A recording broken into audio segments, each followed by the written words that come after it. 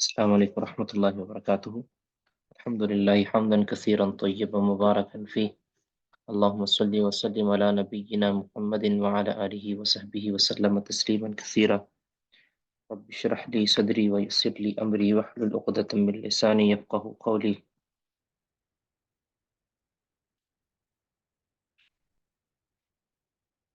جی پڑھیے جی، قرآن کریم صاحب پڑھیے گا۔ جی السلام علیکم شیخ محترم، شیخ محترم کون سی آیت سے سٹارٹ کرنا ہے؟ 73 وَإِن كَادُوا۔ اوکے، اعوذ باللہ من الشیطان الرجیم، بسم اللہ الرحمن الرحیم۔ وَإِن كَادُوا، اور اگرچہ قریب تھا، لَيَفْتِنُونَكَ، کہ وہ دھوکہ دے تجھ کو، عَنِ الَّذِي، اس چیز کے بارے میں، اوحینا الیک، ہم نے وحی کی آپ کی طرف، لِتَفْتَرِیَ عَلَینا، تاکہ تم گھڑ سکو ہم پر، غیرہ، اس کے علاوہ۔ وَإِذًا لَاتَّخَذُوكَ خَلِيلًا، اور تب البتہ وہ بنا لیتے تجھ کو دوست۔ یعنی مشرکین مکہ کی اول آخر کوشش یہی ہے کہ وہ آپ کو وحی سے ہٹا دیں۔ وحی الہی جو اللہ کے پیغامات ہیں، ان کی یہ خواہش تھی کہ یہ والے جو پیغامات ہیں نا، جس کے اندر ہمارے معبودان باطلہ کی نفی ہوتی ہے، یہ آیتیں آپ چھوڑ دیں، یہ احکامات آپ چھوڑ دیں، باقی ہم آپ کے ساتھ ہیں۔ تو اللہ تعالیٰ فرما رہے ہیں کہ وہ قریب ہے کہ وہ آپ کو پھسلا دیں، غافل کر دیں، یا آپ کو فتنے کا شکار کر دیں ہماری نازل کردہ وحی سے۔ اور آپ کچھ خواہش کیا رکھتے ہیں کہ آپ ہمارے اوپر، یعنی میرے اوپر، اللہ کے اوپر، آپ ایسی کوئی وہی جھوٹ گڑ کے پڑھ دیں، میری طرف نسبت کر کے ایسی وہی بنا لیں کہ جو اس قرآن کے علاوہ ہو۔ ٹھیک ہے، تو اگر آپ ایسا کر لیں گے تو پھر آپ کو وہ دلی دوست بنا لیں گے، یعنی اسی طرح بنا لیں گے جس طرح وہ پہلے آپ کو اس وحی کے نازل ہونے سے پہلے جس طرح آپ کو وہ دلی دوست رکھتے تھے نا، آپ سے اپنے فیصلے کرواتے تھے، صادق و امین کہتے تھے، آپ کے ساتھ محبت کرتے تھے، آپ کو سچا اور کھرا کہتے تھے۔ جیسے ہی آپ نے معبودان باطلہ کے بارے میں میری وحی ان کو سنائی ہے تو پھر یہ آپ کو دشمن بن گئے۔ یہ چاہتے تھے کہ یہ بات نہ کریں آپ، ٹھیک ہے، اسی لیے وہ ایک واقعہ بھی ہے نا کہ ابو طالب کے پاس آئے تھے مشرکین مکہ اور کہا تھا کہ آپ اپنے بھتیجے کو سمجھائیں کہ ہمارے معبودوں کو برا بلا نہ کہیں۔ نبی صلی اللہ علیہ وسلم نے کہا کہ بالکل بھی نہیں، میں ایسی مداحنت کا شکار نہیں ہوں گا۔ پھر انہوں نے لالچ دینے کی کوشش کی کہ ریاست چاہیے، کوئی بیوی چاہیے، کوئی مال چاہیے، یہ سارا کچھ ہم دیں گے۔ تو نبی صلی اللہ علیہ وسلم نے فرمایا تھا کہ یہ اگر مجھے سورج اور چاند بھی لا کے دے دینا تب بھی میں ان کی بات نہیں مانوں گا، اور اللہ تعالیٰ کی دین اور وحی سے پیچھے نہیں ہٹوں گا، توحید سے پیچھے نہیں ہٹوں گا۔ تو پھر ابو طالب نے کہا تھا آپ کے چچا نے کہ اب میں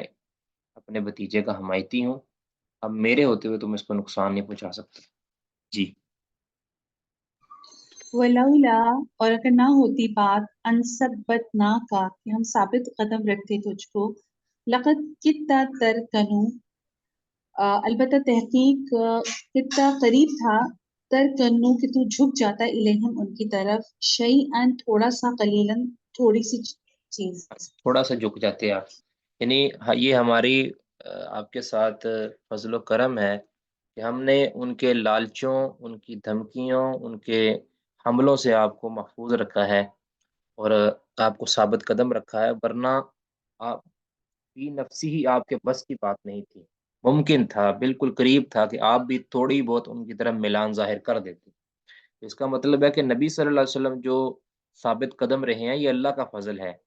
تو جو لوگ نبی صلی اللہ علیہ وسلم کو مختار کل قرار دیتے ہیں، ان کے عقیدے کی یہاں نفی ہوتی ہے کہ اللہ تعالیٰ فرماتے ہیں کہ یہ اختیار ہمارا ہے، ہم نے آپ کو یہ توفیق بخش دی ہے، آپ کو مضبوطی دی ہے، ہم نے آپ کو ساتھ قدم رکھا ہے، آپ کے دل کے اندر لالچ پیدا نہیں ہونے دیا، ورنہ ممکن تھا، قریب تھا کہ آپ ان کی طرف کچھ نہ کچھ تو مائل ہو جاتے، ٹھیک ہے نا، ان کے لالچوں سے یا ان کی دھمکیوں سے یا کسی بھی اعتبار سے آپ ان کے بارے میں کوئی نرم گوشہ ہو جاتے۔ تو اگر آپ ایسا ہو جاتے، اذا لأذقناک ضعف الحیات وضعف الممات، تب ہم ضرور بھی ضرور آپ کو چکھاتے ضعف الحیاتی، زندگی کا دو گنا عذاب، و ضعف المماتی، اور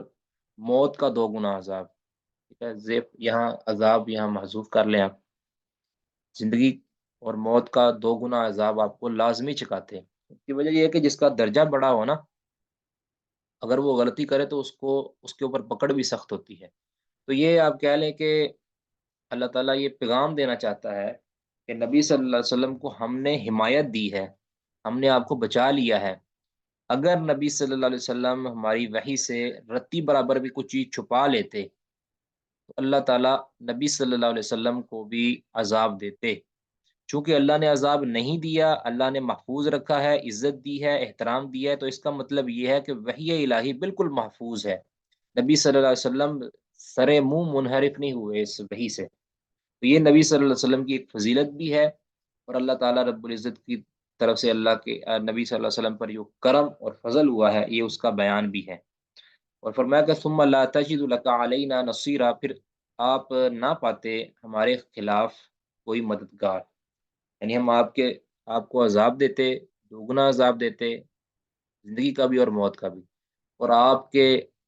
آپ کا کوئی بھی حمایتی یا ساتھی ہمارے خلاف نہ ہوتا، ٹھیک ہے؟ جس طرح اللہ تعالیٰ نے دوسری جگہ پہ فرمایا نا وَلَوْ تَقَوَّلَ عَلَيْنَا بَعْضَ الْأَقَاوِيلِ لَأَخَذْنَا مِنْهُ بِالْيَمِينِ ثُمَّ لَقَطَعْنَا مِنْهُ الْوَتِينَ فَمَا مِنْكُمْ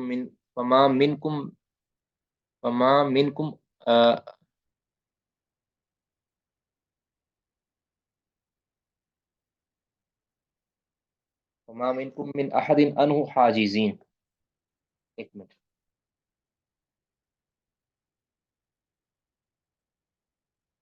میں کہ اگر وَلَوْ تَقَوَّلَ عَلَيْنَا بَعْضَ الْأَقَاوِيلِ، اگر نبی صلی اللہ علیہ وسلم ہمارے اوپر کوئی ایک بات بھی گھڑ کر پیش کر دیتے، ایک بات بھی، لَأَخَذْنَا مِنْهُ بِالْيَمِينِ، تو ہم نبی صلی اللہ علیہ وسلم کو داہنے ہاتھ سے پکڑ لیتے، ثم لقطعنا منه الوتین، پھر آپ صلی اللہ علیہ وسلم کی رگے جاں کاٹ دیتے، ٹھیک ہے؟ اور فما منکم من احد عنہ حاجزین، اور پھر کوئی بھی ہمیں اس سے روکنے والا نہیں تھا۔ تو اللہ تعالیٰ نے فرمایا ہے کہ نبی صلی اللہ علیہ وسلم نے چونکہ وحی کے اندر ذرہ برابر بھی خیانت نہیں کی، اسی لیے نبی صلی اللہ علیہ وسلم کی جو جان بچ گئی۔ جب نبی کی جان بچ گئی ہے تو اس کا مطلب ہے وحی الہی میں بالکل بھی نبی صلی اللہ علیہ وسلم نے کوتاہی نہیں کی، ٹھیک ہے؟ تو اس کا یہ مطلب نہیں ہوتا کہ نعوذ باللہ نبی صلی اللہ علیہ وسلم کی اللہ تعالیٰ کو مذمت بیان کر رہے ہیں، مذمت نہیں، یہ ایک طرح کی نبی صلی اللہ علیہ وسلم کی فضیلت ہے کہ آپ کو چونکہ یہ عذاب نہیں ہوا، آپ کے ساتھ اللہ تعالیٰ نے سختی نہیں کی، تو اس کا یہ مطلب ہے کہ نبی صلی اللہ علیہ وسلم نے اللہ کے اس پیغام کے اندر رتی برابر بھی کوتاہی نہیں برتی، ٹھیک ہے؟ تو یہ نبی صلی اللہ علیہ وسلم کی فضیلت ہے، اور اللہ رب العزت کی حاکمیت کا اظہار ہے، اللہ رب العزت کی جباریت اور اللہ رب العزت کے مختار کل ہونے کا اظہار ہے۔ جی وَإِن كَادُوا، بے شک قریب تھا، لَيَسْتَفِزُّونَكَ، البتہ عاجز کر دیں تجھ کو، من الارض زمین سے، لِيُخْرِجُوكَ اس سے، وَإِذًا يَلْبَسُونَ، اور تب نہ وہ ٹھہرتے، خلافك تیرے پیچھے، الا قلیلا مگر تھوڑے۔ ہاں جی، یعنی یہاں یہ اشارہ ہے ہجرت کی طرف کہ قریب تھا، بہت قریب ہے کہ وہ تجھے، یعنی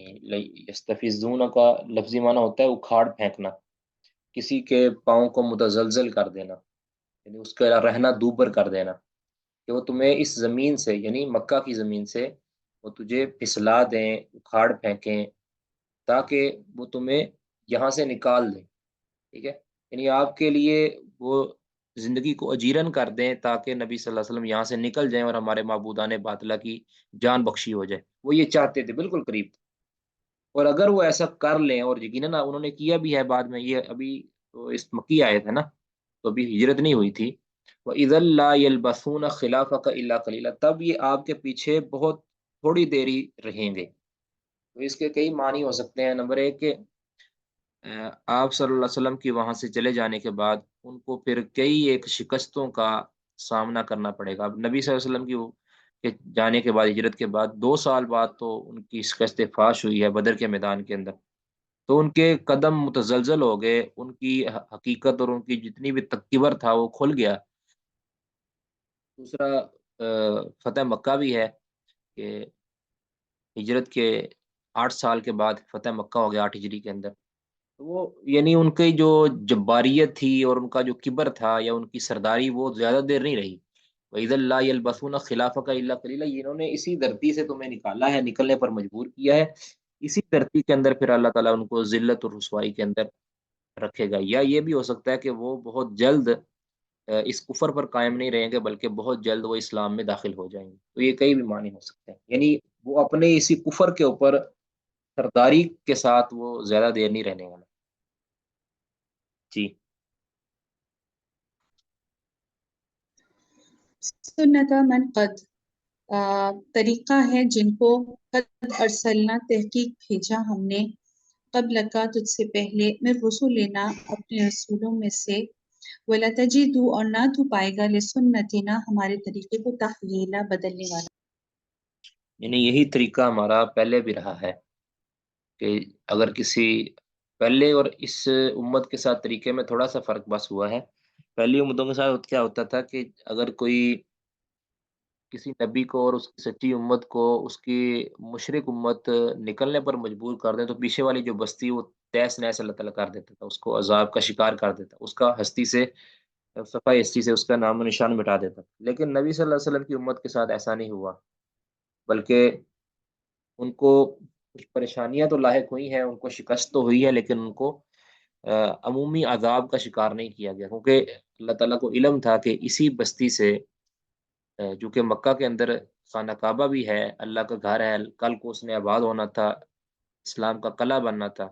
تو اگر اس کو عذاب کا شکار کر دیا جاتا، اس کو تیس نیس کر دیا جاتا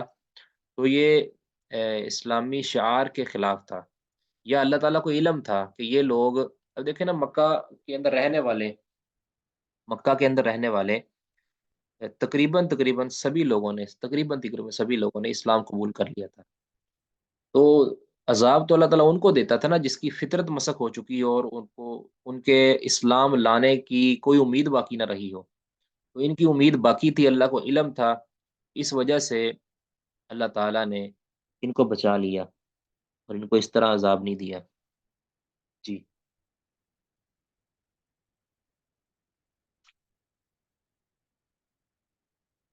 کرو نبی کی شمس سے سورج کے ڈھلنے کے وقت، الی غسق اللیلی رات کی سخت تاریکی تک، وقرآن الفجری اور فجر کا قرآن پڑھو، انا قرآن الفجری بے شک فجر قرآن پڑھنا، کانا مشہودا حاضر کیا اب یہاں پہ اللہ تعالیٰ گیا نے ہے۔ نماز کے اوقات بیان کیے ہیں، اقیم الصلاۃ لدلوک الشمس، نماز قائم کرو سورج ڈھلنے سے، سورج کا ڈھلنا زوال کے بعد شروع ہو جاتا ہے، زوال اس ڈھلنے سے لے کر الی غسق اللیل، اندھیرے تک، یعنی رات کے اندھیرے تک۔ اب اس سے طلوع کی شمس سے کے اندر دو نمازیں آ جاتی ہیں، نماز ظہر اور نماز عصر، کیونکہ سورج ڈھل رہا ہوتا ہے نا مسلسل، تو طلوع کے اندر ظہر بھی آ جاتی ہے اور عصر بھی آ جاتی ہے، اور غسق اللیل اس کے اندر نماز مغرب آ جاتی ہے، کیونکہ لیل شروع ہو جاتی ہے، جس طرح ثم اتموا الصیام الی اللیل، الی اللیل یعنی مغرب کا وقت جب ہوتا ہے تو شرعن لیل شروع ہو جاتی ہے، ٹھیک ہے۔ اور بعض نے یہ کہا ہے کہ دلوک شمس کے اندر 3 نمازیں شامل ہیں، ظہر عصر اور مغرب، کہ وہ بھی دلوک ہی ہوتا ہے نا، تو آگے غسق اللیل کے اندر نماز عشاء شامل ہے، اور آگے وہ قرآن الفجر، تو اصل میں صلاۃ کے اوپر جو ہے نا قرآن کا لفظ بول دیا گیا ہے، قرآن الفجر معنی کیا ہے؟ صلاۃ الفجر، یعنی اقم الصلاۃ، یہ اقم قرآن الفجر، اقم صلاۃ الفجر، فجر کی نماز کو بھی قائم کرو، یہ فجر کا بھی ایک ذکر کر دیا ہے، فجر سے مراد یہاں فجر صادق ہے، فجر صادق، ٹھیک ہے، جب صبح کی روشنی طلوع ہوتا ہے، پھوٹ پڑتی ہے، یہ وہ والا۔ اب یہاں قرآن کا لفظ کیوں بول دیا گیا؟ کیونکہ آپ جانتے ہیں کہ کبھی جز بول کے کل بھی مراد لیا جاتا ہے، جس طرح قرآن پاک کے اندر آتا ہے نا ورکعوا مع الراکعین، کہ رکوع کرنے والوں کے ساتھ رکوع کرو، تو وہاں مراد ہے سلو مع المصلین، ٹھیک ہے، یعنی نماز پڑھنے والوں کے ساتھ نماز پڑھو، تو وہاں رکوع کا لفظ بول دیا گیا۔ اس طرح کئی بار سجدے کا لفظ بھی بول دیا جاتا ہے، ٹھیک ہے، سجدے کا لفظ بھی کئی بار نماز پر بول دیا جاتا ہے۔ اس طرح قیام کا لفظ بھی پوری نماز پر بول دیا جاتا ہے۔ تو یہ جز بول کے اہم جز کا ذکر کر کے پورا کل مراد لیا جائے، چونکہ نماز فجر کے اندر قرآن کثرت کے ساتھ پڑھا جاتا ہے، اس کی خاص اہمیت اور خاص اس کی سنت آئی ہے کہ اس کے اندر زیادہ مقدار کے اندر قرآن پاک کی تلاوت کی جاتی ہے، تو اصل اس میں جو چیز ہے قرات کی طوالت ہے، تو اس کو ذکر کر دیا گیا۔ ایک تو نماز فجر کا یہاں ذکر کر دیا، اور ایک طرح اشارہ کر دیا گیا فجر کی نماز میں قرآن زیادہ پڑھا کرو۔ اور نبی صلی اللہ علیہ وسلم کی حدیث میں آتا ہے نا کہ آپ فجر کی نماز کے اندر من 60 الی 100 آیا، 60 سے لے کر 100 آیات تک عموماً نبی صلی اللہ علیہ وسلم پڑھ لیتے تھے کہ، اور وہ کسارے مفصل، طوال مفصل، وسعت مفصل، یہ اسی لیے تقسیم ہوئی ہے، ٹھیک ہے۔ تو نبی صلی اللہ علیہ وسلم فجر کے اندر عام طور پہ طوال مفصل پڑھتے تھے، اس کے علاوہ کبھی کبھار چھوٹی صورتیں پڑھتے تھے۔ ایک مرتبہ نبی صلی اللہ علیہ وسلم نے نماز فجر کے اندر سورت زلزال کی تلاوت کی دونوں رکعتوں کے اندر، اذا زلزلت الارض، اب یہ چھوٹی سی صورت ہے۔ ایک مرتبہ نبی صلی اللہ علیہ وسلم نے نماز فجر کے اندر سورت فلق اور سورت ناس کی بھی تلاوت کی۔ ایک سفر پہ تھے نبی صلی اللہ علیہ وسلم نے اس کسی صحابی سے سورت فلق اور سورت ناس کی فضیلت بیان کی، تو صحابی نے گویا یہ سمجھا کہ یہ تو چھوٹی سی صورتیں ہیں، ان کی کیا فضیلت ہوگی۔ نبی صلی اللہ علیہ وسلم نے اسی سفر کے اوپر پھر جب نماز فجر ادا کی تو سورت فلق اور سورت ناس پڑھی، اور پھر سلام پھیرنے کے بعد اس صحابی کی طرف دیکھا کہ جس کو آپ نے فرمایا کہ سناؤ کیسا، یعنی اتنی بافضیلت صورتیں ہیں کہ میں اس کو نماز فجر کی رکعتوں کے اندر پڑھ رہا ہوں۔ تو باہر کیا عام جو معمول ہے نبی صلی اللہ علیہ وسلم کا وہ یہ ہے کہ نماز فجر کے اندر آپ کی قرات ہے وہ لمبی ہوتی تھی، صحابہ کرام بھی اس طرح لمبی قرات کرتے تھے۔ سیدنا عمر رضی اللہ عنہ کے بارے میں آتا ہے سورہ یوسف تو انہوں نے تلاوت کی اور ان کی ہچکیاں بند گئیں۔ ان قرآن الفجری کان مشہودہ، اور فجر کی جو نماز ہے یا فجر کا جو قرآن ہے، کان مشہودہ، اس میں حاضر ہوا گیا ہے، مطلب یہ اس ٹائم فرشتے حاضر ہوتے ہیں۔ صحیح بخاری کی حدیث اس طرح کہ نبی صلی اللہ علیہ وسلم نے فرمایا رات کی اور دن کے فرشتے اس ٹائم آ کے ملتے ہیں اور ان کی ڈیوٹیاں تبدیل ہوتی ہیں، ٹھیک ہے۔ اس طرح عصر کی نماز کے وقت بھی ڈیوٹیاں تبدیل ہوتی ہیں، اس طرح سے حدیث کے اندر ہے، ٹھیک ہے۔ یہ خاص فضیلت ہے نماز فجر کی۔ جی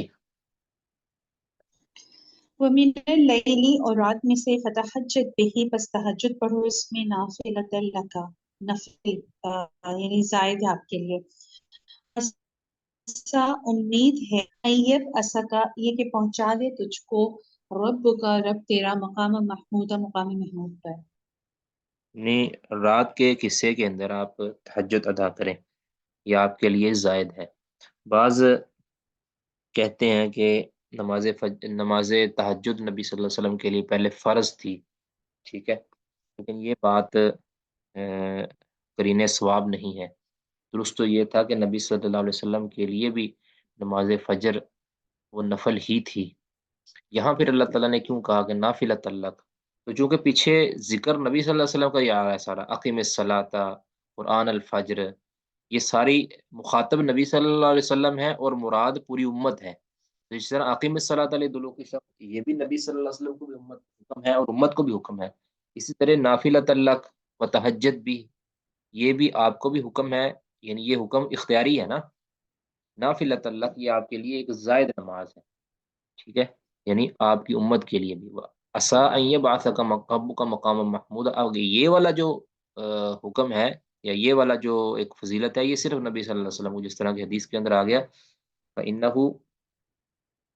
فإنہا منزلۃ لا ينبغی لعبد من عباد اللہ، لا ينبغی الا لعبد من عباد اللہ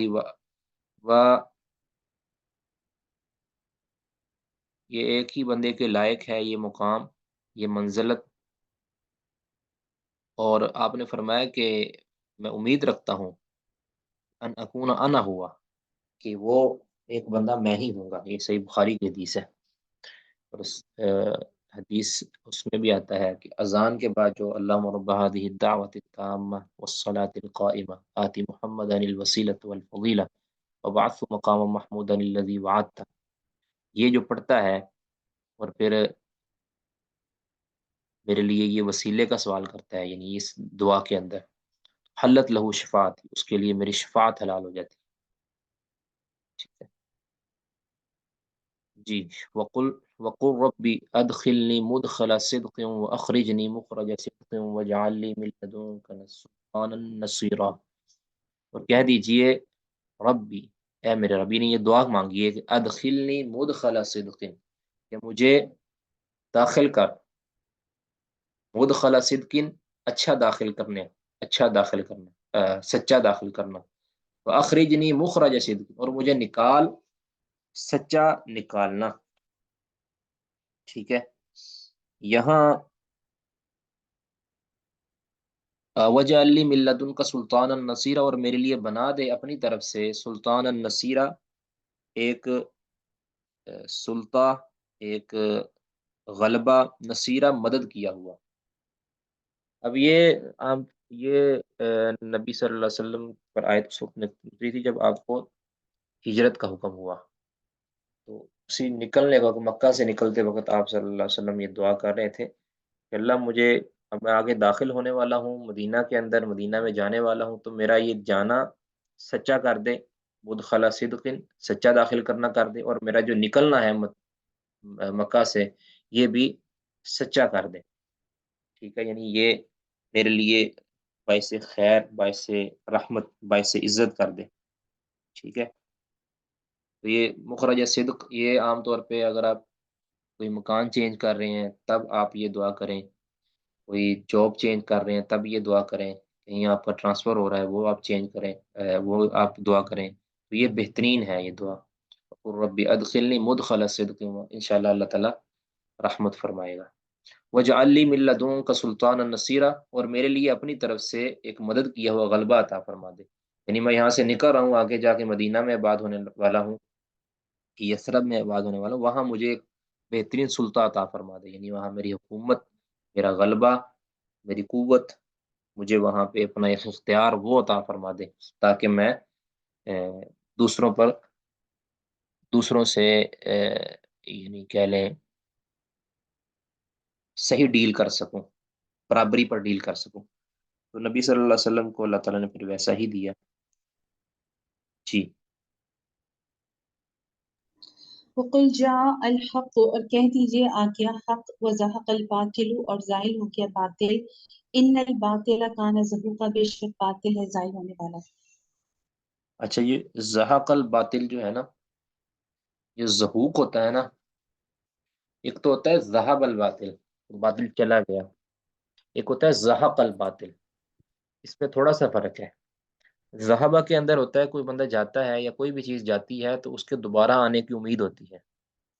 جو زحق ہوتا ہے نا کہ یہ ہے اس طرح چلا گیا کہ اب دوبارہ آنے کی اس کی امید نہیں ہے، حق، حق آ گیا اور باطل چلا گیا، یعنی صفحہ ہستی سے باطل مٹ گیا، اب باطل کا یہ غلبہ اس کو نہیں ملنے والا جو غلبہ اس کا پہلے تھا۔ یہ نہیں ہے کہ باطل بالکل ختم ہو جائے گا یا باطل دوبارہ نہیں آ سکے گا، اس طرح نہیں آ سکے گا، اتنی قوت اور پاور کے ساتھ دوبارہ باطل نہیں آنے والا۔ ان الباطل کان زہوقا، باطل ہمیشہ ہی مٹنے والا ہے، ٹھیک ہے۔ یہ آیتیں نبی صلی اللہ علیہ وسلم نے جو آپ پر جو نازل ہوئی ہیں، یہ آپ کو پہلے خوشخبری دی جا رہی ہے کہ آپ عنقریب فاتح کی حیثیت سے مکہ میں دوبارہ داخل ہونے والے ہیں، ٹھیک ہے، یعنی اب نبی صلی اللہ علیہ وسلم کے جو غلبہ والا دور ہے وہ شروع ہونے والا ہے مدینہ کی طرف ہجرت کے وقت، اور یہی آیات نبی صلی اللہ علیہ وسلم نے اس وقت بھی پڑھی تھی، جس طرح کے بخاری کے اندر ہے 4720 نمبر، کہ نبی صلی اللہ علیہ وسلم نے جب بیت اللہ کے اندر داخل ہوئے، مکہ کے اندر داخل ہوئے، تو بیت اللہ کے ارد گرد اور اندر باہر 360 کے قریب بت تھے۔ آپ صلی اللہ علیہ وسلم نے چھری کے ذریعے، لکڑی کے ذریعے उन बातिल बुतों को तोड़ा और फिर से आयात तिलावत की, कुल जा अल हक व ज़हक़ल बातिल इन्नल बातिल कान ज़हूक़ा। इस तरह ये भी जा अल हक व मा युबदिउल बातिल व मा युईद, ये आप आयात आपने तक। जी। वनुनज़्ज़िलु मिनल क़ुरआनी, और हम नाज़िल करते हैं कुरान में से, मा हुआ शिफ़ाअन व रहमतुल लिल मोमिनीन, जो शिफा है और रहमत है ईमान लाने वालों के लिए। वला यज़ीदु ज़ालिमीना इल्ला खसारा, और नहीं ज्यादा है जालिमों को मगर खसारा। ये वनुनज़्ज़िलु मिनल कुरान, यहाँ मिन जो है ये तबईज़ के लिए नहीं है, यानी ये नहीं है कि हम बाज़ कुरान को नाजिल करते हैं मा हुआ शिफा, ऐसा नहीं। सारा कुरान शिफा है, यहाँ मिन बयान के लिए है,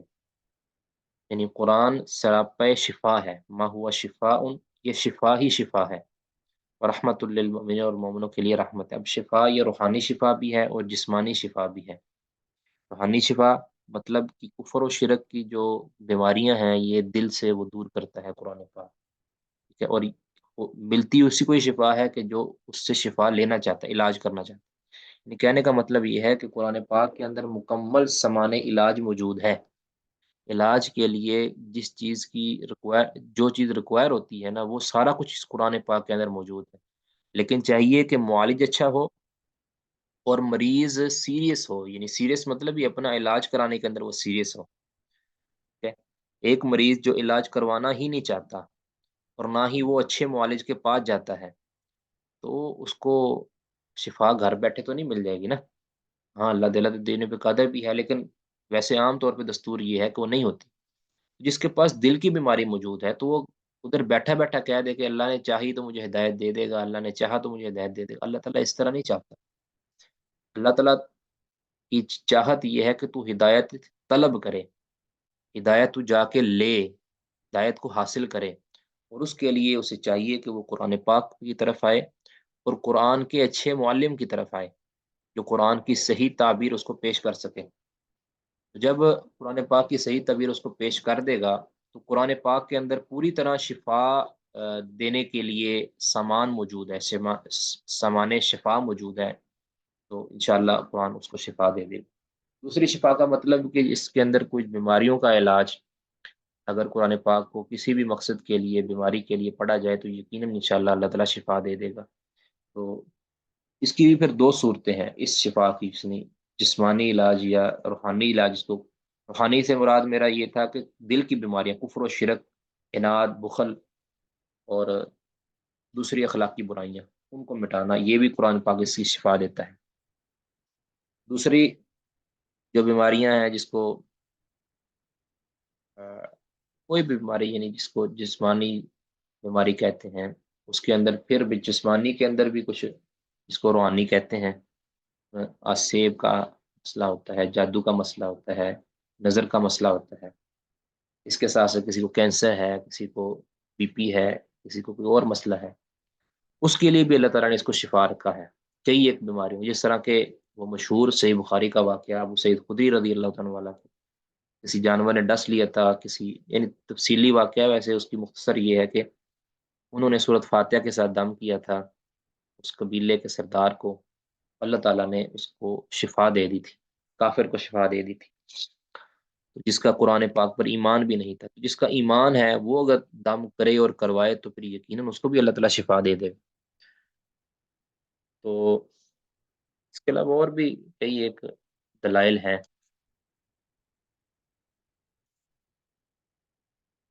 साथ-साथ अगर किसी के तजुर्बा के अंदर है कोई आयत, इस तरह आयतल कुर्सी है, आयतल कुर्सी को जिन्नात पर पढ़ा जाए, तो किसी को इस तरह का मसला है, तो यकीनी तौर पर अल्लाह ताला उसको इंशाअल्लाह शिफ़ा देगा। सिर्फ़ ये है कि पढ़ने के अंदर ये ध्यान रखना चाहिए कि मरीज़ को कितनी पढ़ाई की ज़रूरत है। एक बंदे का मर्ज़ ज़्यादा है, उसको एक आध बार अगर सूरत फ़ातिहा या सूरत बक़रा या आयतल कुर्सी पढ़ी जाएगी, तो उसको, क्योंकि उसकी जो मिक़दार है, जो उसकी शिफ़ा के हासिल करने के लिए जो रिक्वायरमेंट है क़िराअत की, वो पूरी नहीं हुई। उसको पूरा किया जाएगा तब जाके अल्लाह ताला उसको शिफ़ा दे देगा। इस तरह सूरत फ़लक है, सूरत नास है, सूरत इख़लास है, ये वो सूरतें हैं اس طرح بعض اطباء اور ڈاکٹر کہتے ہیں کہ سورت رحمان کے بھی ہمیں بڑے بڑے کرشمے دیکھے ہیں، مریض کو سنائی گئی ہے، اللہ تعالیٰ نے اس کو شفا دے دی ہے، تو ایسے نہیں ممکن ہے، قرآن پاک شفا ہے۔ اس میں عرض کر رہا تھا کہ ایک علاج کی یہ صورت ہے کہ جو منصوص ہے، جس کے بارے میں رسول اللہ صلی اللہ علیہ وسلم نے خود فرما دیا کہ یہ آیتیں یا یہ صورتیں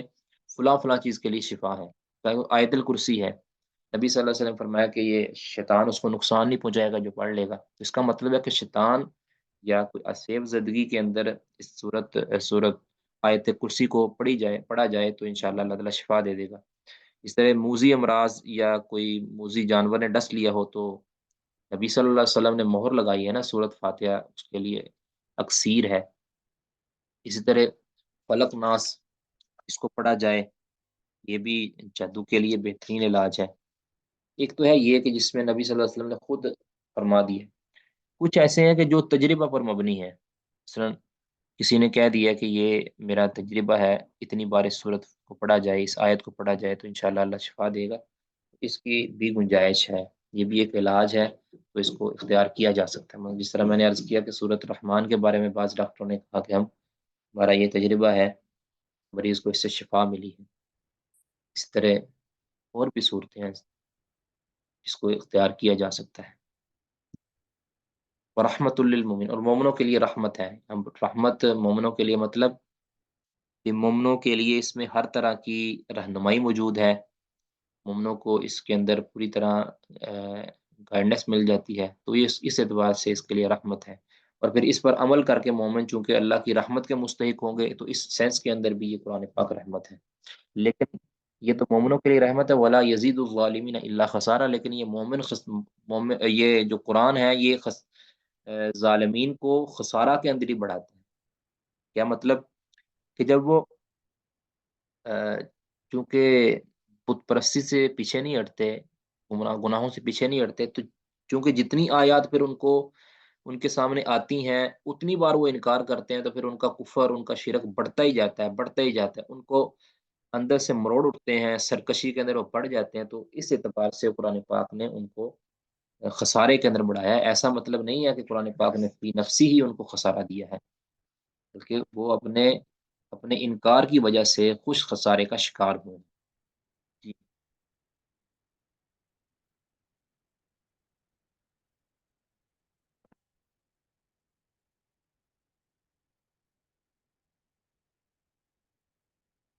پڑھیے گا جی۔ جی، وَإِذَا أَنْعَمْنَا، اور جب انعام دیں ہم علی الانسانی انسان پر، آرَزَ وَنَأَى بِجَانِبِهِ، وہ منہ موڑ لیتا ہے اور دور ہوتا ہے اپنے پہلو کے ساتھ۔ وَإِذَا مَسَّهُ الشَّرُّ، اور جب پہنچتا ہے اس کو شر، کانا یئوسا، ہو جاتا ہے بہت مایوس۔ جی، یہ انسان سے مراد یہاں ہر انسان نہیں ہے، جو ناشکرا اور کافر اور مشرک کے قسم کے انسان ہیں، جب ان پر انعام کرتے ہیں وہ منہ موڑ لیتا ہے، یعنی ناشکری پہ اتر آتا ہے، اور جب اس کو شر لاحق ہوتا ہے تو وہ نا امید ہو جاتا ہے۔ یعنی کس سے نا امید ہو جاتا ہے؟ اللہ تعالیٰ سے ہی نا امید ہو جاتا ہے۔ لیکن جب مومن کا معاملہ جو ہے، وہ جس طرح حدیث میں آیا ہے نا، صحیح مسلم کی حدیث ہے، سیدنا صہیب رومی رضی اللہ تعالیٰ فرماتے ہیں کہ آج عجبا لامر المؤمن، مومن کا معاملہ بڑا عجیب ہے کہ جب اس کو کوئی پہنچتی ہے، کچھ اچھی خبر پہنچتی ہے، اچھا معاملہ پہنچتا ہے، تو وہ شکر ادا کرتا ہے اور اللہ تعالیٰ سے اجر حاصل کر لیتا ہے، اور جب اس کو کوئی پریشان کن معاملہ پہنچتا ہے تو صبر کر کے اللہ سے اجر حاصل کر لیتا ہے، تو اس کا معاملہ ہر اعتبار سے خیر ہی خیر والا ہے، لیکن یہ معاملہ صرف مومن کے لیے، کافر کے لیے نہیں۔ جی قل کل یعمل، کہہ دیجئے سب کے سب عمل کر رہے ہیں، اللہ شاکلتہ ہی، اپنے طریقے پر، فربکم عالم، تو رب تمہارا زیادہ جانتا ہے، بمن ہوا، اس کو جو، وہ اہدا، وہ زیادہ ہدایت یافتہ ہے، سبیلا، راستے کے اعتبار سے۔ جی، ہر کوئی یہ سمجھتا ہے کہ وہ صحیح راستے پر عمل کر رہا ہے، ہر کوئی یہ سمجھتا ہے، اس طرح یعنی ہر ایک کا جو طریقہ کار ہے وہ مختلف ہے، کوئی اچھائی کر رہا ہے، کوئی برائی کر رہا ہے، کوئی نیکی کر رہا ہے، کوئی بدی کر رہا ہے، کوئی اللہ کو منانے کی کوشش کر رہا ہے، کوئی اللہ کو ناراض کرنے والی کوششیں کر رہا ہے۔ ہر ایک کی کوششیں مختلف ہیں۔ اس طرح سورت لیل کے اندر اللہ تعالیٰ نے فرمایا تھا کہ ان سعیکم لشتیٰ، کہ تمہاری کوششیں مختلف ہیں۔ کوئی اللہ کی شکر گزاری کی کوشش کرتا ہے، کوئی اللہ کو ناراض کرنے کی کوشش کرتا ہے، یعنی کوششیں سب کی مختلف ہیں۔ جب کوششیں مختلف ہیں تو پھر اجر بھی مختلف مختلف ملنے والا ہے۔ لیکن کوششیں مختلف ہونے کے ساتھ ساتھ اللہ بہتر جانتے ہیں کس کی کوشش بہتر ہے۔ یہ مطلب نہیں کہ انسان نہیں جان سکتا کہ میری کوشش بہتر ہے یا نہیں بہتر، اس کے پاس نصاب موجود ہے، ایک پیمانہ موجود ہے قرآن اور سنت کی صورت کے اندر، کہ وہ جان سکتا ہے کہ میرا عمل، میرا عقیدہ یہ صحیح ہے، اللہ کی مرضی والا ہے یا اللہ کی مرضی کے خلاف ہے۔ لیکن اس کی حقیقت، اس کا انجام کیا ہوگا، اس کا کتنا مول پڑے گا، کتنا اس کا وزن ہوگا، یہ اللہ بہتر جانتا ہے، کس کا راستہ سب سے زیادہ ہدایت والا ہے۔ تو اسی طرح ہے نا، کل حزب بما لدیہم فرحون، قرآن پاک میں ہر شخص اپنے اپنے عمل پر خوش ہے، جو اس کے پاس ہے نا اپنے دلائل پر، اپنے عمل پر وہ خوش ہے، کہتا ہے کہ میرے پاس سب سے بہتر ہے۔ لیکن اللہ تعالیٰ فرماتے ہیں کہ سب سے بہتر راستہ کس کا ہے، یہ اللہ ہی بہتر جانتا ہے۔ ان ربکم، ان سورت قلم کے اندر بھی اللہ تعالیٰ نے اس طرح کی بات فرمائی ہے۔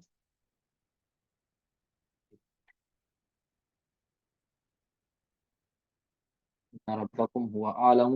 بمن ضل عن سبیلی وهو اعلم بالمهتدین۔ جی، ان ربک هو اعلم بمن ضل عن سبیلہ وهو اعلم بالمهتدین، کہ آپ کا رب ہی بہتر جانتا ہے کہ کون راستے سے ہٹا، گمراہ ہوا، اور کون ہدایت پہ رہا، یہ اللہ بہتر جانتا ہے، تو اس کا علم اللہ کے پاس۔ جی پڑھیے جی، کوئی اور پڑھیں گے؟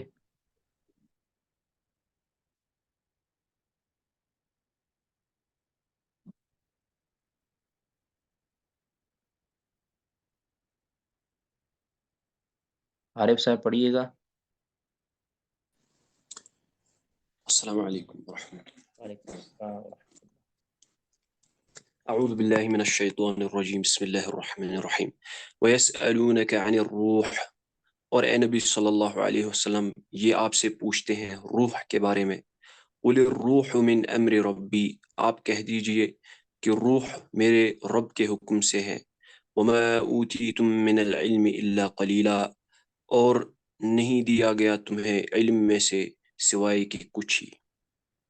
اب یہاں روح سے مراد، روح کا لفظ قرآن پاک کے اندر 3 چیزوں کے لیے بولا گیا ہے۔ نمبر 1 جبریل امین کے لیے، تنزل الملائکۃ والروح، ٹھیک ہے، سورۃ قدر کے اندر۔ دوسرا وحی کے لیے، وحی کے لیے کہ بھی روح کا لفظ بولا گیا ہے، اس کی دلیل مجھے یاد نہیں ہے، لیکن روح کا لفظ بولا گیا ہے قرآن پاک کے اندر وحی کے لیے۔ پیچھے ہم نے پڑھا ہے اپنے ترجمے کے نصاب کے اندر، پیچھے پڑھا ہے روح کا لفظ وہاں بولا گیا تھا، شاید ہم نے وہاں بتایا بھی تھا، روح 3 لفظوں میں 3 معنوں کے لیے استعمال ہے۔ تیسرا ہے کہ جو انسان کے اندر جو مجسم چیز ایک ہوتی ہے نا، وہ مراد ہے۔ اور اغلب گمان یہی ہے کہ یہاں بھی اسی روح کے بارے میں پوچھا جا رہا ہے جو انسانی جسم کے اندر ہوتی ہے۔ تو اصل میں بخاری کے اندر ہے نا 4721 نمبر حدیث، کہ یہودیوں نے نبی صلی اللہ علیہ وسلم سے سوال کیا تھا کہ روح کے بارے میں بتائے۔ وہ چاہتے تھے کہ نبی صلی اللہ علیہ وسلم کو پھنسایا جائے اور پوچھا جائے کہ یا جان لیا جائے کہ نبی صلی اللہ علیہ وسلم کیا سچے رسول ہیں یا نہیں۔ انہوں نے چند سوالات کیے تھے، ان میں سے ایک سوال یہ روح کا بھی تھا، ٹھیک ہے۔ تو اللہ تعالیٰ نے پھر فرمایا کہ قل الروح من امر ربی، کہہ دیجئے کہ روح میرے رب کا حکم ہے، میرے حکم میں سے ہے۔ اب اللہ نے اس کی حقیقت نہیں بتائی، وہ پوچھ رہے تھے اس کی حقیقت کیا ہے، یعنی کس طرح یہ جسم میں داخل ہوتی ہے، کس طرح نکلتی ہے، یہ کس طرح کی ہے، یعنی پوری تفصیل مانگنا چاہتے تھے۔ اللہ تعالیٰ نے صرف ایک جملے میں فرمایا کہ روح میرے اللہ کا حکم ہے، بس اس کی حقیقت تم جان ہی نہیں سکتے۔ وما اوتیتم من العلم الا قلیلا، اور تمہیں بہت قلیل علم دیے گا، یعنی تمہارے علم کا پیمانہ اتنا ہے ہی نہیں کہ تم اس کی حقیقت کو جان سکو، ٹھیک ہے۔ تمہاری سمجھ میں آنے والی بات یہ غیبی معاملہ ہے۔ اب روح کے متعلق علماء نے ویسے کتابیں بھی لکھی ہیں، ابن قیم رحمہ اللہ کی ایک کتاب ہے کتاب الروح، وہ بڑی اچھی ہے، ٹھیک ہے۔ روح یاد رکھے ایک مجسم چیز ہے، اس کی حقیقت ہے، اس کا وجود ہے، یہ وجود کیسا ہے یہ اللہ کے علم میں ہے۔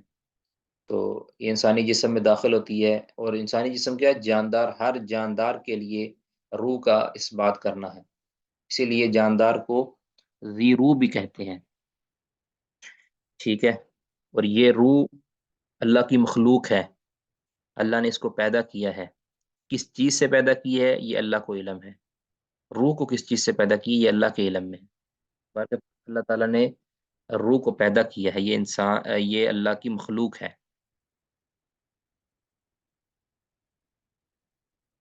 یہ اللہ کی مخلوق ہے، اور یہ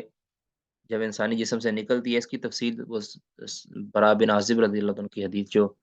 سنن نبی داود کے اندر حسن درجہ کی ہے، اس طرح الحدیث الطوال طبرانی رحمہ اللہ کی کتاب، اس کے اندر بھی ہے، اور بھی کتابوں کے اندر یہ روایت آتی ہے برا بن عازب کی زازان والی، کہ روح کیسے نکلتی ہے، کیسے وہ خبیث روح کیسے نکلتی ہے اور طیب روح کیسے نکلتی ہے، اس کا کیا انجام ہوتا ہے، کس طرح اس سے بدبوئیں آتی ہیں اور کس طرح اس دوسری سے خوشبوئیں آتی ہیں، کس طرح اللہ تعالیٰ اس کو آسمانوں پر لے جاتا ہے، اور کس طرح اس کو دوبارہ سوال و جواب کی نشست کے لیے اس کو دوبارہ انسان کے جسم میں ڈالتا ہے۔ یہ پوری تفصیل اس کے اندر، بڑی لمبی حدیث ہے، وہ پڑھی جا سکتی ہے۔ پر کیا فرمایا گیا کہ روح اللہ کا حکم ہے، اس کی حقیقت سے ہم واقف نہیں ہیں۔ کچھ لوگ ملحدین اور فلاسفہ وغیرہ یہ روح کا انکار کرتے ہیں، اس کے جسم کا انکار کرتے ہیں، جو کہ جہالت پر مبنی ہے۔ وما اوتیتم من العلم الا قلیلا۔ جی وَلَئِن شِئْنَا لَنَذْهَبَنَّ بِالَّذِي أَوْحَيْنَا إِلَيْكَ، اور یقیناً اگر ہم چاہے تو ہم لے جائیں گے اس چیز کو جو ہم نے وحی کی آپ کی طرف، ثُمَّ لَا تَجِدُ لَكَ بِهِ عَلَيْنَا وَكِيلًا، اور پھر تم نہ پاؤ اپنے لیے یعنی ہم پر کوئی کارساز، إِلَّا رَحْمَةً مِّن رَبِّكَ، سوائے کہ تیرے رب کی رحمت، إِنَّ فَضْلَهُ كَانَ عَلَيْكَ كَبِيرًا، بے شک اس کا فضل تم پر بہت بڑا ہے ہمیشہ یعنی سے۔ یعنی اللہ تعالیٰ چاہے تو یہ جو وحی ہم نے قرآن پاک، یہ جو حدیث کی صورت میں پیغمبر ہم نے آپ کو دی ہے، اگر اللہ چاہے تو وہ آپ سے لے جائے، یہ اللہ کے اختیار میں ہے، ٹھیک ہے۔ یعنی آپ کے دلوں سے نکال دے جو آپ زبانی یاد رکھا ہوا ہے، آپ کے جو اوراق کے اندر جو آپ نے جو لکھا ہے وہ اوراق کو اللہ تعالیٰ ضائع کر دے، خراب کر دے۔ اللہ چاہے تو اللہ ایسا کر سکتا ہے، لیکن اللہ نے ایسا نہیں کیا، ٹھیک ہے، اللہ نے ایسا نہیں کیا، اور اللہ نے اس کی حفاظت کا ذمہ لیا ہے۔ اللہ رحمت من ربک، یہ اللہ تعالیٰ کی طرف سے رحمت ہے۔ ان فضل کان علیک کبیرہ، کہ اللہ کا آپ پر بڑا کرم ہے کہ اللہ نے آپ کے اس نصاب کو محفوظ رکھا ہے، اور اس کی اللہ تعالیٰ نے ذمہ داری بھی لی ہے۔ انا نحن نزلنا الذکر انا لہ لحافظون۔ جی پڑھیے گا جی۔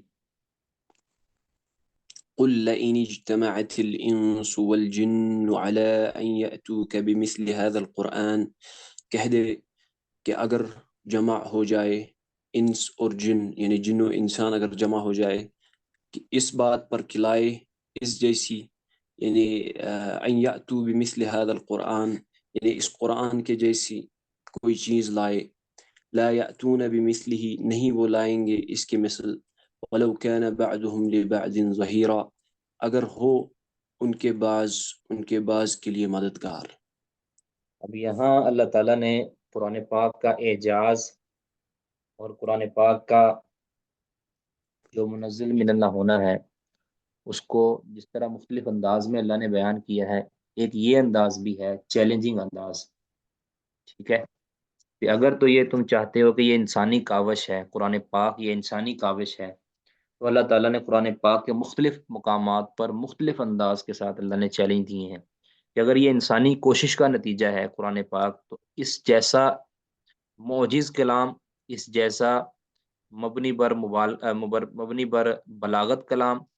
تم ایک اس طرح کا قرآن بنا کے دکھا دو، یعنی سارے کے سارے شعراء مل جاؤ، سارے کے سارے ادبا مل جاؤ، سارے کے سارے عربی دان مل جاؤ، سارے کے سارے، اور جنات بھی ہوں انسان بھی ہوں، سارے مل جائیں اور اس جیسا قرآن لے کر آؤ، اگرچہ ولو کان بعضهم لبعض ظہیرا، سارے اپنی اپنی کوششیں نہ کریں، مل کر کوشش کریں، ایک دوسرے کے مددگار ہی بن جائیں، تب بھی لا یاتون بمثلہ، تب بھی یہ اس جیسا قرآن نہیں لا سکیں گے۔ اب اللہ تعالیٰ نے قرآن پاک میں مختلف مقامات پر، مثلا یہاں اللہ تعالیٰ نے پورے قرآن لانے کا ذکر کیا ہے، پھر ایک جگہ پہ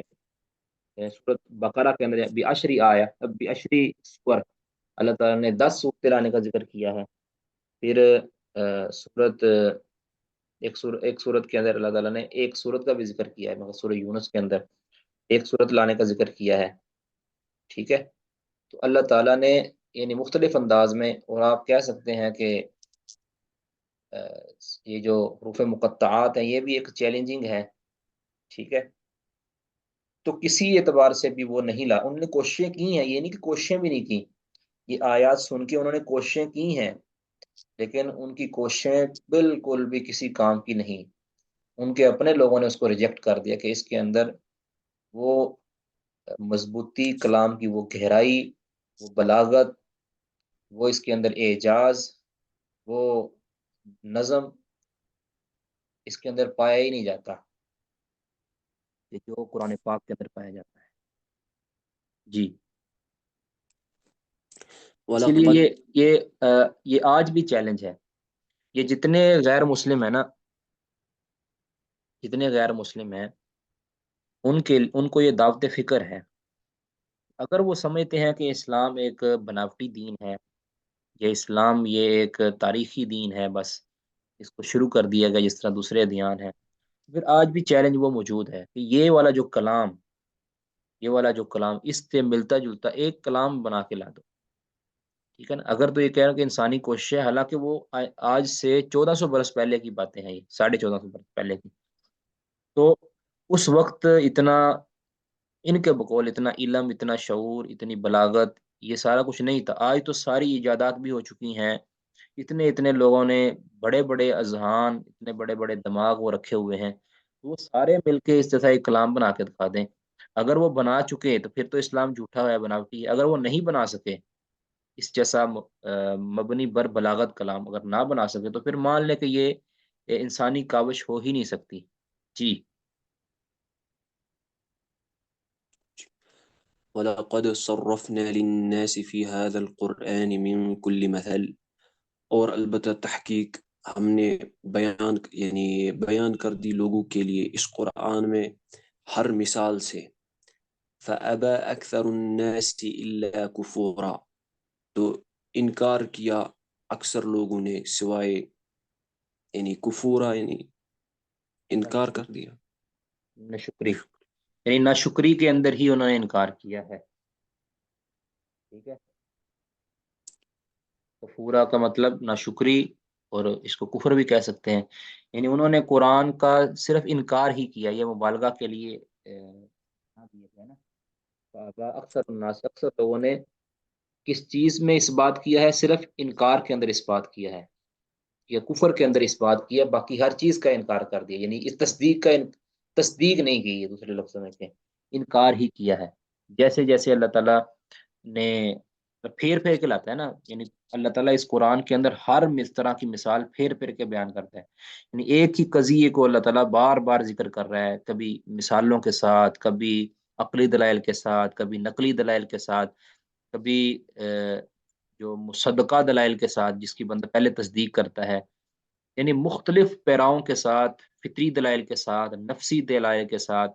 آفاقی دلائل کے ساتھ، مختلف انداز میں اللہ تعالیٰ قرآن پاک کے اندر ثابت کرتا ہے کہ میری الوہیت کو مان لو،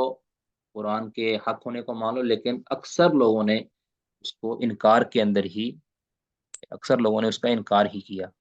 وقالو، اور وہ کہنے لگے لن نؤمن لک حتی تفجر لنا من الارض ينبوعا، پھر وہ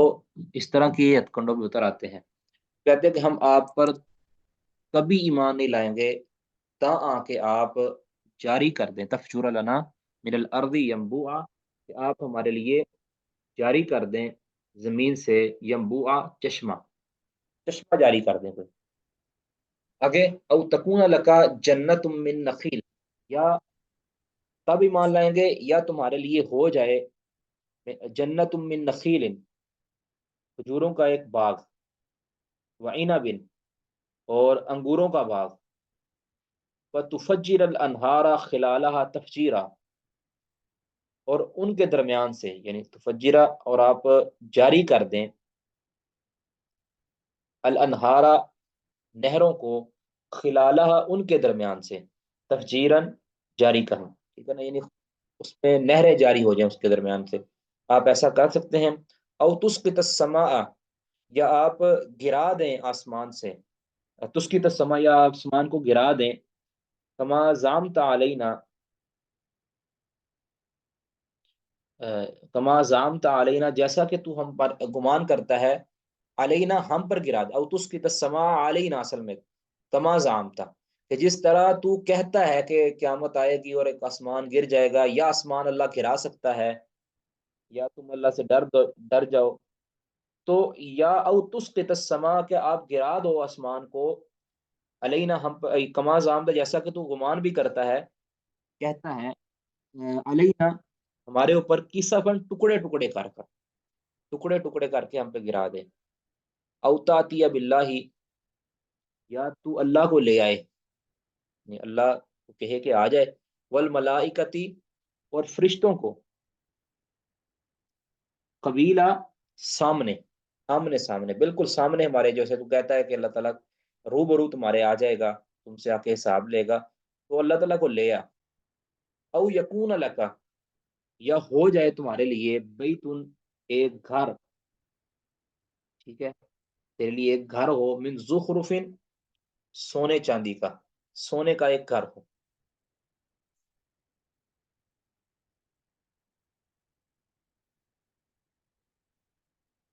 زخرفن، سونے کا ایک گھر ہو، او ترقا فی السما، یا یہ کہ تو چڑھ جائے فی السمائی، آسمان میں، ٹھیک ہے،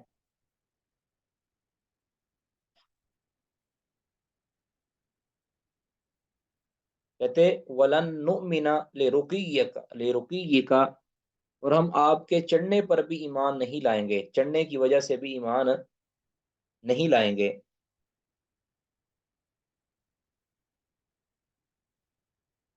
ولن نؤمن، اور نہیں ہم ایمان لائیں گے، لرقیک، آپ کے چڑھنے پر،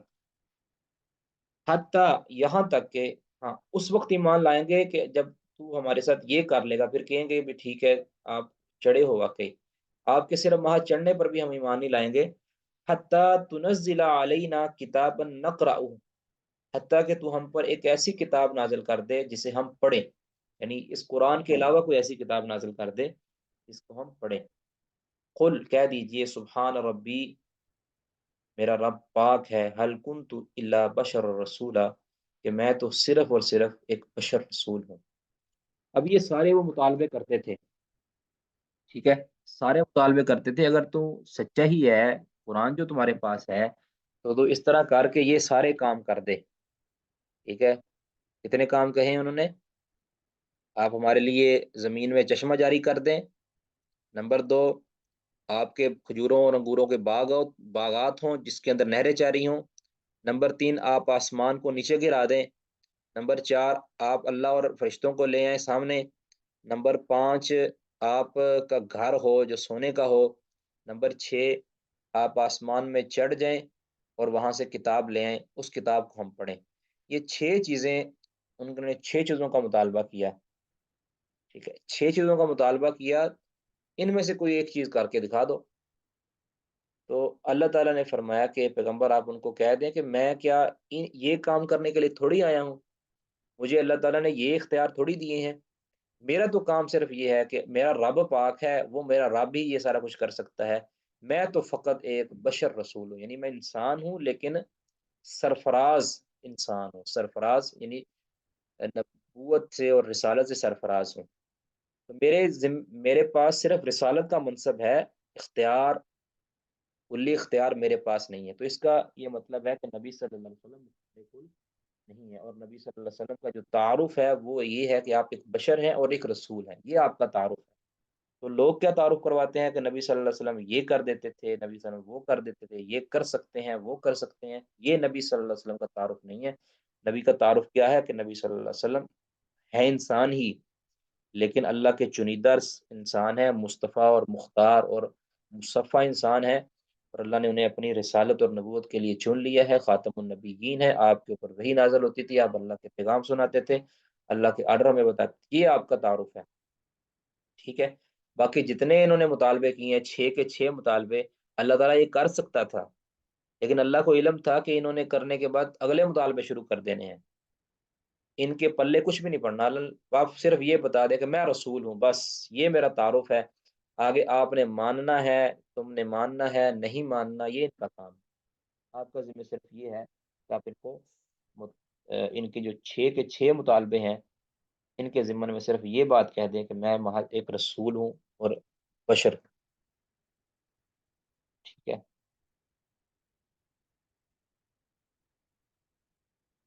کیونکہ پہلے رسول جو آئے تھے ان سے بھی یہ مطالبے ہوتے رہے، اور ان کے اللہ تعالیٰ ان سے وہ مطالبے کئیوں سے پورے بھی کروائے اللہ تعالیٰ نے کچھ مطالبے۔ موسیٰ علیہ السلام کی قوم کیا کہتی تھی؟ ہمارے لیے چشمہ جاری کر دیا جائے۔ عیسیٰ علیہ السلام کی کہتے آسمان سے من و سلوہ نازل ہو، یہ سارے ان کے نہیں، موسیٰ علیہ السلام کی قوم ہی کہتی تھی آسمان سے من و سلوہ نازل ہو، مائدہ نازل ہو ایک، یہ سارے ان کے مطالبے پورے، لیکن وہ پھر بھی نہیں مانے۔ تو اللہ تعالیٰ کہتے ہیں کہ یہ سلسلہ رکنے والا نہیں ہوگا، تو اس لیے آپ ان کے مطالبوں کی طرف دھیان ہی نہ دیں، آپ کہیں کہ بھی ماننا ہے مانو، میں تو ایک بشر رسول ہوں، بس، ٹھیک ہے جی، بس یہیں پہ کیا کریں، بس سوال کسی کا ہو تو کر سکتے ہیں۔